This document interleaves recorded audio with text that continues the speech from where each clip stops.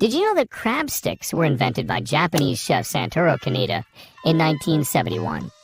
He was trying to find a way to use leftover fish and created a product that became popular all over the world because of its tender taste and convenience in cooking. Oh, starting. The process of making crab sticks starts with obtaining the raw material, crab meat. Depending on the manufacturer, either real crab meat or surimi is used. This is fish meat that has a similar taste and texture to crab. Surimi is produced from small and low-quality fish, which is processed into fish mass and then held in a special solution. After obtaining the raw material, it is carefully cleaned of bones, skin, cartilage, and other inedible elements. Then the crab meat, or surimi, is ground in a meat grinder to the state of meat mass. Next, the process of making crab sticks depends on what type of crab sticks needs to be produced. If it's simple sticks, then crab meat is mixed with starch, sugar, salt, and various additives that give the sticks their characteristic taste. Additives such as milk, eggs, flour, soy protein, vegetable oil, etc. are used.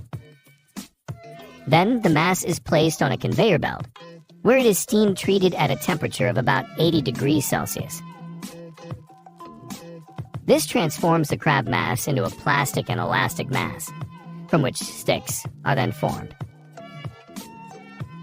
The formation of sticks takes place in special molds.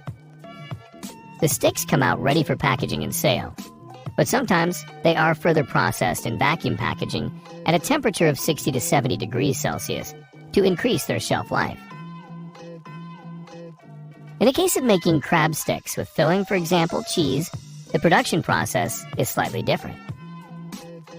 After the crab meat is ground and mixed with additives, it is rolled out on a flat surface and cut into rectangles of the required size. The rolls are then steam treated and ready for packaging. After the production of crab sticks, they are packed in plastic wrap and sent to a warehouse for further sale.